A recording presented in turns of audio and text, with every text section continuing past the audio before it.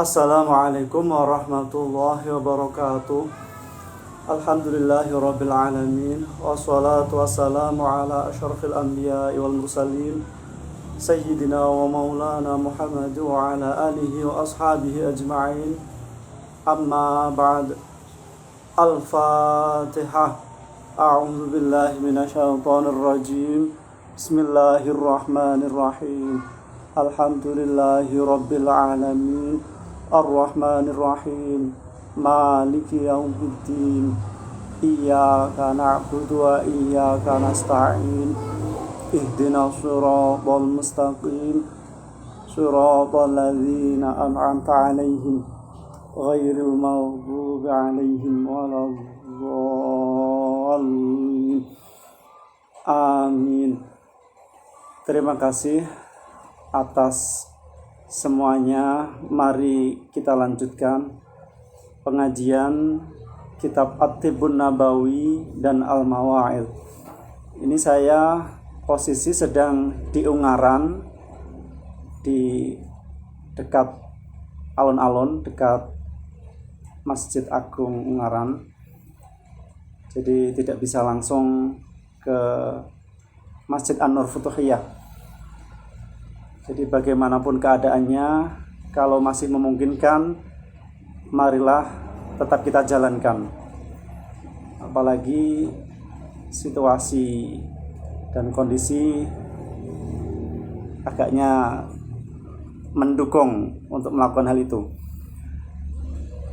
Jadi dunia semakin kompleks, kemajuan teknologi semakin canggih, dan ini isyarah dari Rasulullah SAW bahwa nanti di akhir zaman dunia akan dibuka kemakmurannya. Dan marilah kita sebagai umat Islam, kita sebagai umat Rasulullah SAW harus senantiasa mendekatkan diri kepada Allah. Jangan lalai dan jangan mudah dilalaikan. Jadi di dunia ibarat mampir ngombe. Perjalanan kita masih jauh, yakni masih ada persinggahan nanti menuju alam barzakh atau alam kubur. Itu penantian yang sangat panjang, penantian yang sangat lama, dan tujuan terakhir tiada lain di akhirat, tepatnya di surga. Karena tidak ada tempat lain. Kalau untuk orang yang beriman, seharusnya surganya mulus, dan idealnya seperti itu. Kalau ada masalah, ini tergantung masing-masing individu dan tergantung prerogatif Allah Subhanahu wa ta'ala. Jadi apakah harus berurusan dulu dengan mungkin hak adami atau hak Allah yang belum terselesaikan? Mungkin ada hutang piutang, atau ada jeratan dosa, atau ada misalnya semacam urusan antar sesama makhluk, baik manusia maupun selain manusia. Itu kalau sudah beres semua, kalau sudah clear, itu baru bisa menuju ke surga. Dan tentunya hanya yang membawa iman yang berhak untuk memasukinya. Dan surga pun ada tingkatannya, ada kelasnya. Jadi kalau kita umat Nabi Muhammad, nanti akan dipertemukan. Kalau memang layak bertemu, di sana akan bersama Rasulullah, akan bisa menyaksikan zat Allah Subhanahu wa ta'ala. Jadi untuk pembukaannya Saya kira cukup, mari kita kaji kitab secara jarak jauh. Jadi saya harapkan tetap mengikuti dan semoga berkah manfaat fidarain. Bismillahirrahmanirrahim. Kita buka halaman berikutnya.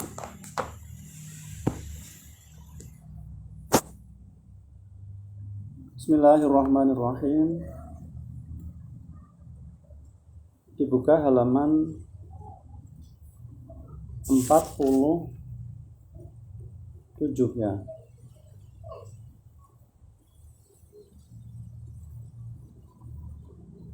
Jadi 47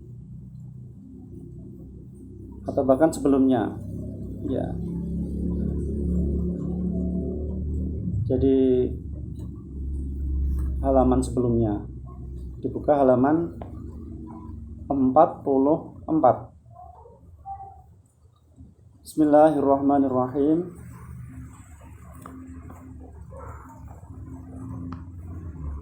Fataifatun, mongko utawi golongan, minhum kang sangking atibba, iku istahsanat milang bagus sapa taifah, hu ing hijamah, waqalat lan ngucap sapa taifah.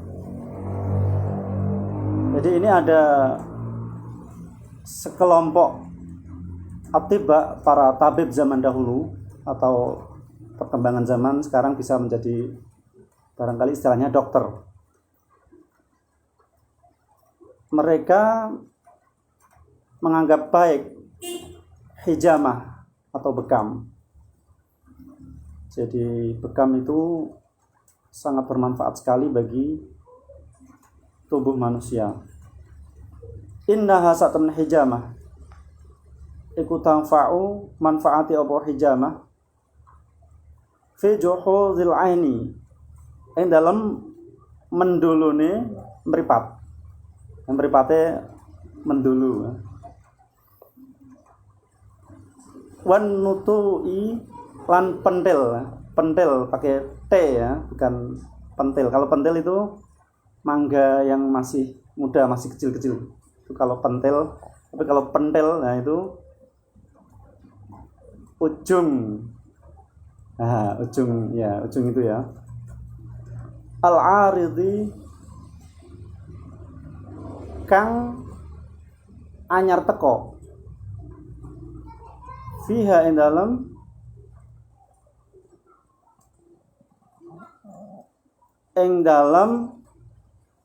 ini marjeknya ke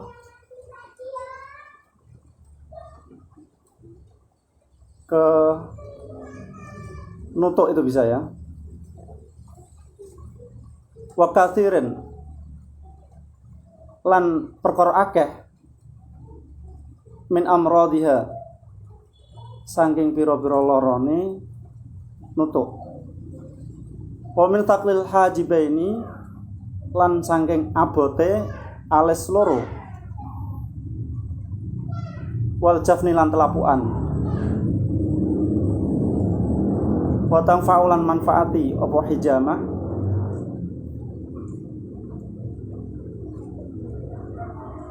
min jaribihi atau min jarihi saking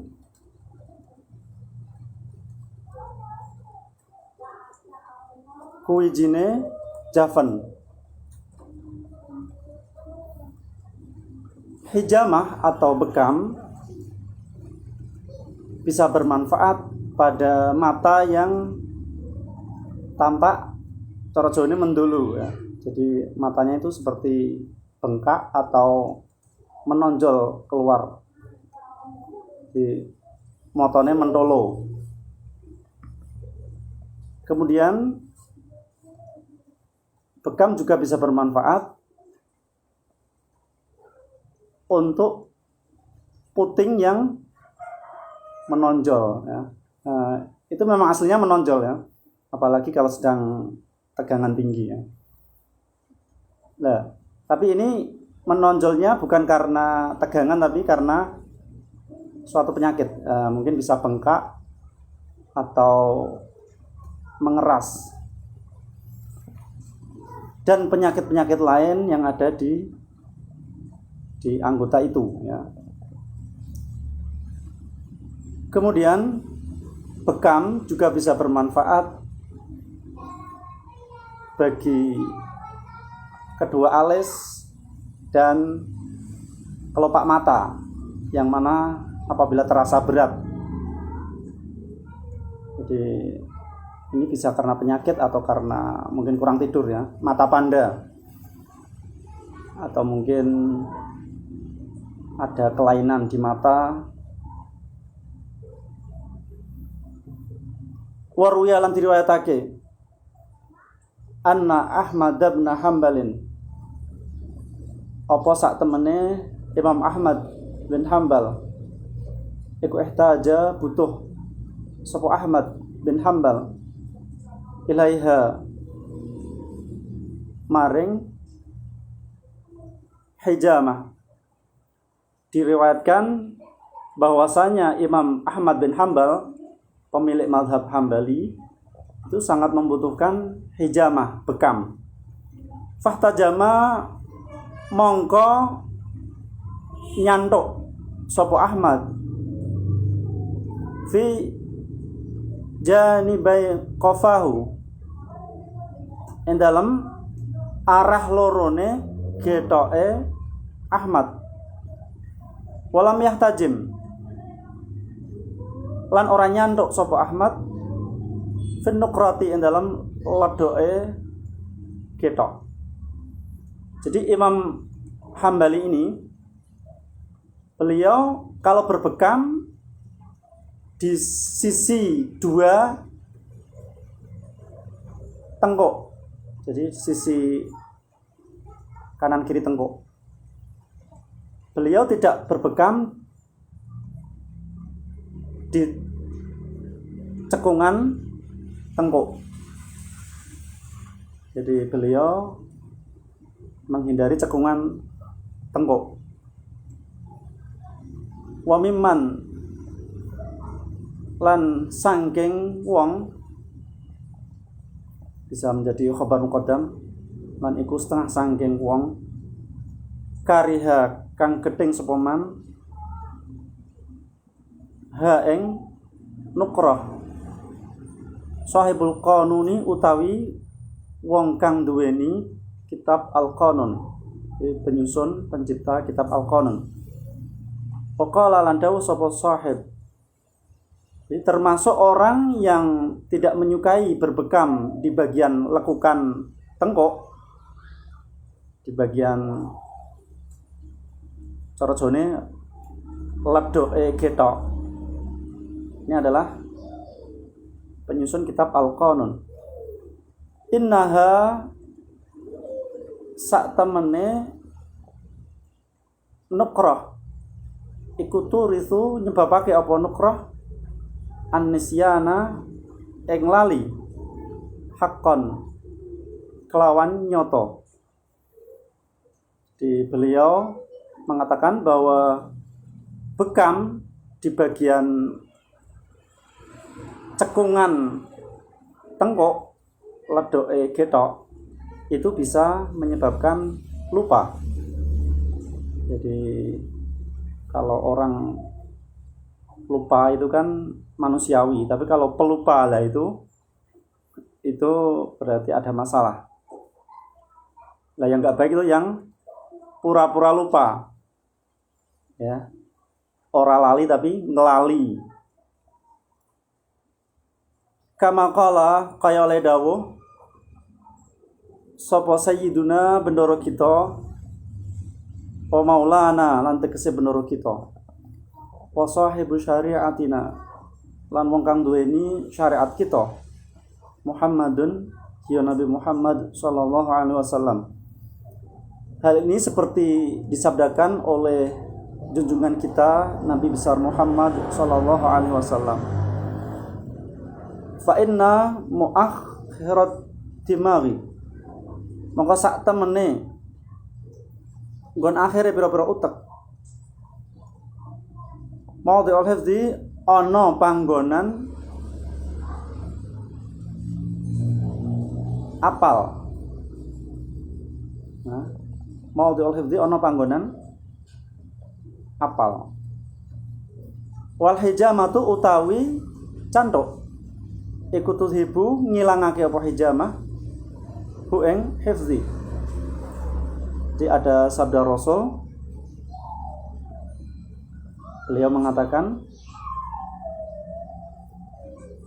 ada tempat akhir dari otak, yakni tempat untuk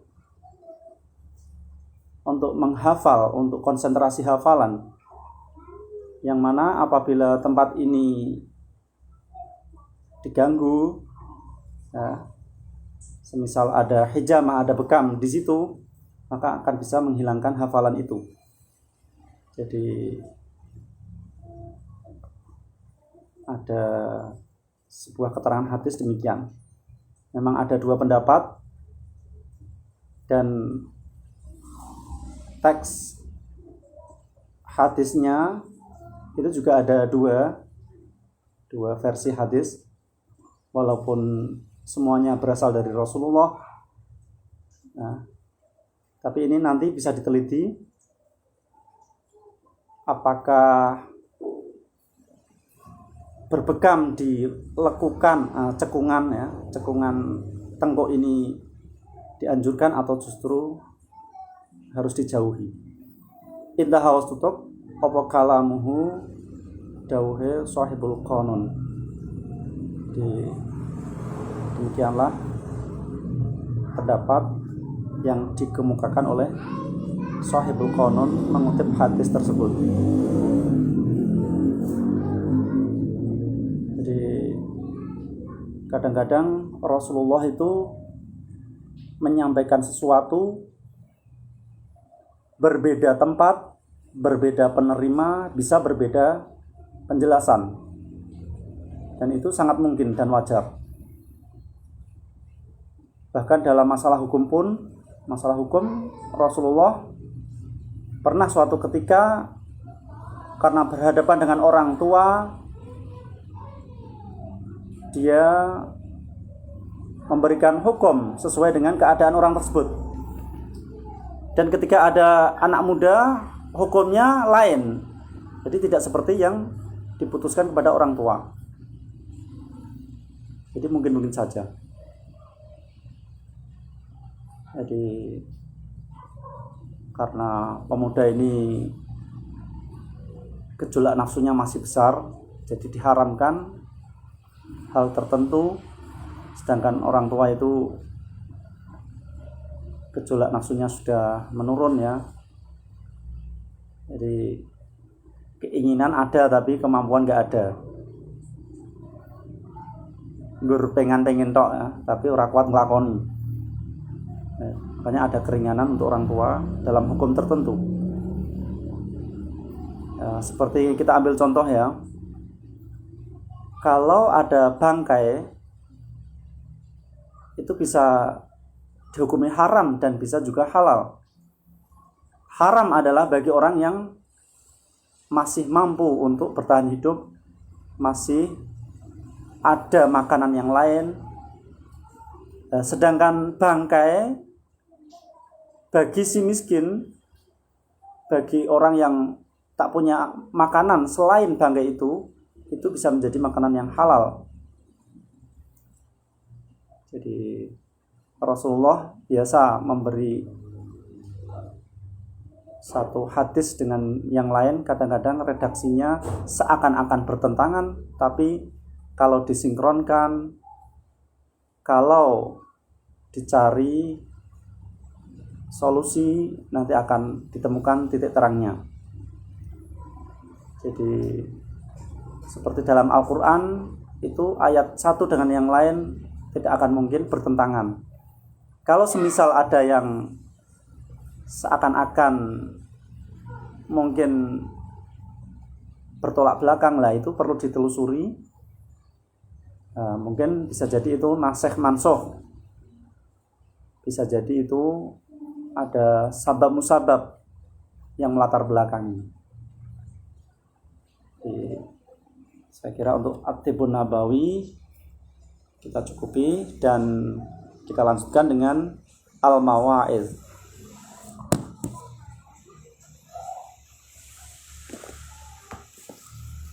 Dibuka halaman selanjutnya. Bismillahirrahmanirrahim. Halaman 17. Jadi di sini situasinya hujan, bagaimana dengan di Meranggen? Atau bagaimana dengan yang mengikuti secara online, secara daring? Ya, mungkin ada yang hujan, ada yang cerah. Bismillahirrahmanirrahim. Wal la'ni lan laknati, wal qadfi atau qadhafi lan dalih itu nuduh zina, wasabbilan misuhi itu maksudnya bukan mencuci, ora miji ora misuhi, tapi maksudnya mencaci maki. Jadi ini contoh-contoh akhlak tercela, contoh-contoh perbuatan yang buruk. Jadi kalau kemarin termasuk perbuatan buruk yaitu menyaksikan kemungkaran. Jadi ikut senang dengan merajalelanya kemungkaran atau ada pembiaran terhadap kemungkaran. Itu termasuk sifat ya, termasuk perilaku yang sangat tercela. Kalau Presiden Amerika saja, Biden, itu dalam kampanyenya mengutip hadis Rasul, ya, mengutip ucapan nabinya umat Islam mengenai kemungkaran. Barang siapa melihat kemungkaran, melihat keburukan merajalela, maka rubahlah dengan tangan. Kalau tidak mampu, dengan lisan. Jika masih tidak mampu, dengan hati.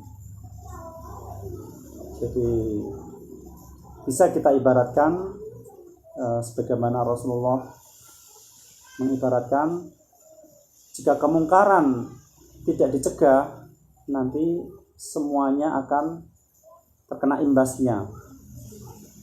Ibarat sebuah kapal yang ditumpangi oleh penumpangnya, jika ada 2 orang ingin melubangi kapal tersebut, semua orang kok membiarkan saja, nanti semua akan ikut tenggelam walaupun orang itu tidak melakukannya. Jadi kalau ada kemungkaran, sebisa mungkin kita rubah agar tidak ada efek atau imbas negatif.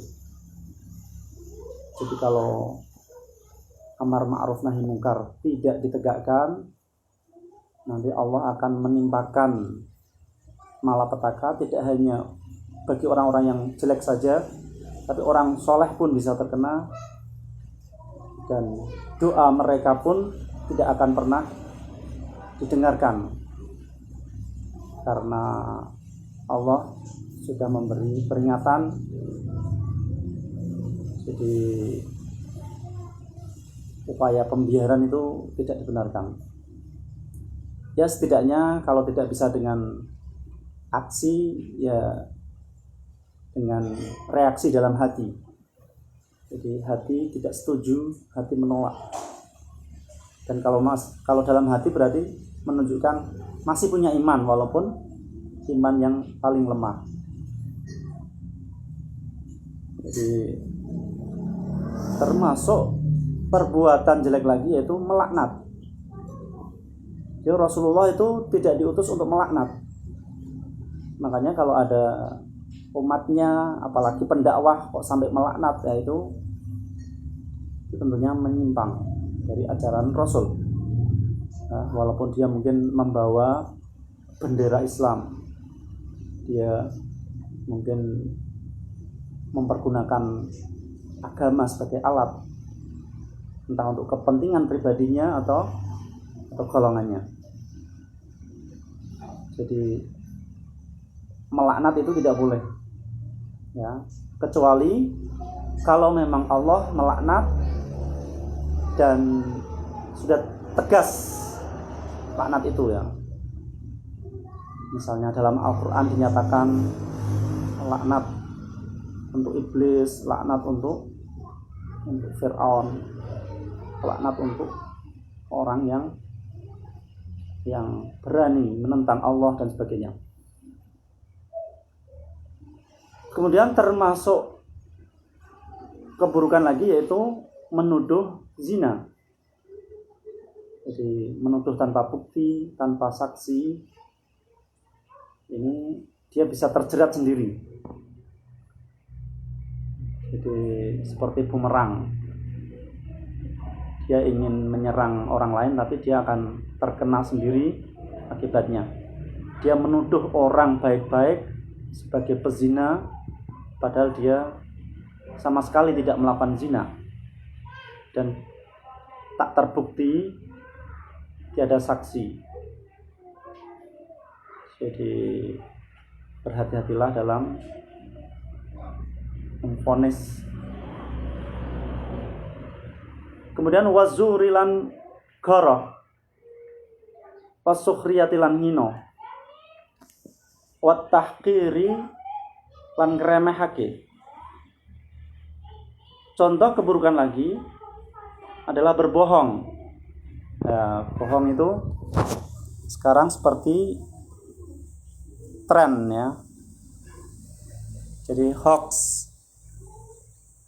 mungkin ada istilah apa ya? Kalau di dunia maya itu apa? Buzzer, influencer dan sebagainya. Jadi mereka mengolah sesuatu, menggoreng sesuatu, mengompori sesuatu, menyebarluaskan sesuatu yang tidak semestinya, bahkan mengada-ada. Ya, entah itu motif ekonomi, motif politik, motif apapun. Kemudian menghina, nah itu juga termasuk akhlak tercela. Contoh lagi, meremehkan. Jadi kalau menghina, tentunya merendahkan martabat orang lain, dan ini sama sekali tidak dibenarkan. Padahal manusia itu tercipta dari air yang hina. Jadi apakah ia tidak sadar? Jadi dia merasa bahkan lebih mulia dari orang lain, bahkan paling mulia, sehingga semuanya dihina, bahkan diremehkan. Wal ghaizi lan unek-unek kalau ghaiz itu ndongkol ning ati, ya, bendu. Wal jidali lan para padu, wal jazai lan ngersulo. Jadi ini masih termasuk akhlak tercela, ya. Ini urusan hati, ya. Jadi dalam hati ada kebencian, ada seperti dendam, kesumat dan sebagainya. Kemudian jidal itu cara Jawa ini para padu, debat kusir. Jadi kalau berdebat kalau tujuannya untuk menegakkan yang hak, itu boleh-boleh saja. Dan debat yang nggak boleh, yang nggak baik itu debat mungkin yang dia merasa dialah yang paling benar, atau dia ingin unjuk gigi di antara para ulama, di antara para intelektual, atau dia debatnya itu menyerang secara personal, mungkin mengungkap atau menguak aib orang lain untuk menjatuhkan martabat. Jadi debat itu, apalagi debat kusir, itu gak ada ujungnya ya. Itu di samping melelahkan, bisa membakar emosi ya, menghabiskan waktu, dan itu bisa berdampak buruk pada persahabatan, persaudaraan. Makanya orang lebih baik mengalah. Mengalah bukan berarti kalah. Jadi kalau orang benar saja mau mengalah, itu nanti ada anugerah dari Allah ya. Nah, orang kalau dalam posisi salah, ya ini sudah selayaknya mengaku kalah dan mengalah. Jadi apa salahnya mengakui kebenaran dari orang lain? Jadi kalau Imam Syafi'i itu mengatakan, saya kalau berdebat itu pasti menang, kecuali berdebat dengan orang bodoh. Jadi kalau debat ilmiah itu tidak mengapa. Dan sekali lagi harus mempertimbangkan etika berdebat. Jadi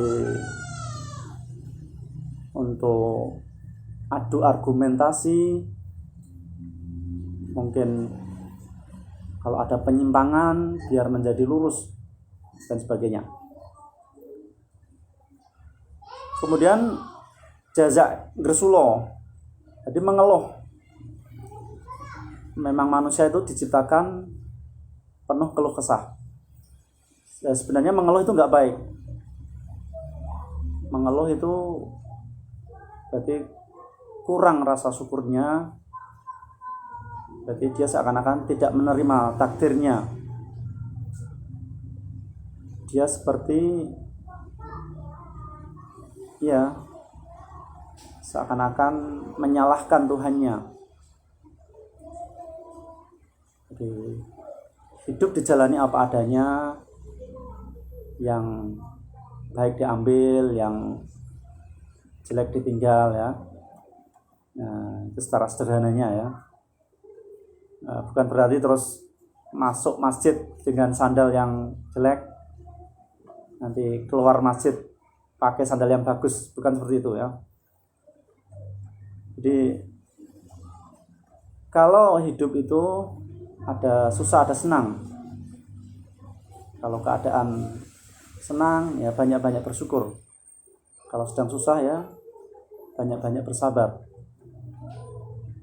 Jadi panduan dari agama, panduan dari Islam itu sudah lengkap.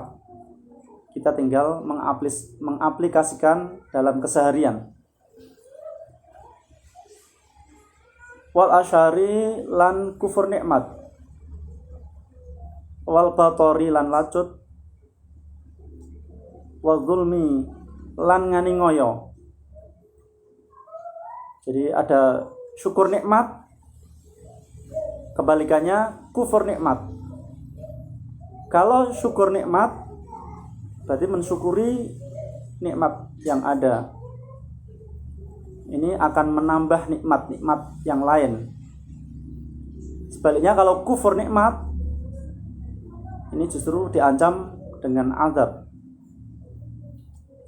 Jadi kalau bersyukur itu ya harus melihat hakikat ya, dan kenyataan.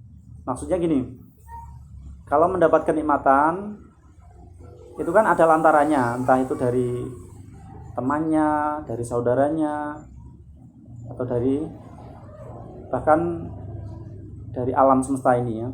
Kita berterima kasih kepada mereka dan juga berterima kasih kepada Allah Subhanahu wa taala. Jadi makhluk-makhluk ini sebagai lantaran, Allah lah hakikatnya yang memberikan. Jadi belum disebut syukur, belum mencapai syukur sempurna kalau belum mau berterima kasih kepada makhluk. Jadi kalau berterima kasih kepada Allah saja itu belum cukup. Seperti halnya nikmat sekecil apapun harus disyukuri ya. Karena kalau yang kecil saja tidak bisa mensyukuri, apalagi yang besar. Kemudian bator, lacut. Jadi ada penyimpangan, ada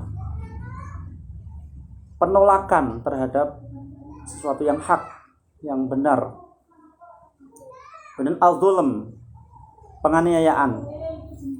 Si menganiaya itu berarti tidak menempatkan sesuatu pada tempatnya. Itulah zalim. Jadi zalim itu diharamkan oleh Allah. Allah itu tidak akan zalim kepada siapapun, kepada apapun. Tapi merekalah yang menzalimi dirinya sendiri. Makanya kalau Allah nanti di akhirat memberi azab atau di dunia memberi malapetaka, musibah dan sebagainya, itu jangan menyalahkan siapa-siapa. Itu kalau dicari benang merahnya, kalau dirunut sabab-musabab, pasti akan muncul ya, bersumber dari diri masing-masing. Jadi Allah tidak akan mungkin memberikan sesuatu kalau makhluknya tidak berbuat sesuatu. Jadi karena ada penyimpangan, karena ada pelanggaran, mungkin disitulah Allah memberi teguran ya, bahkan sampai memberi sanksi dan hukuman.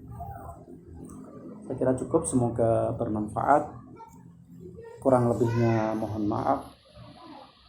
Wallahu a'lam bishawab. Wassalamualaikum warahmatullahi wabarakatuh.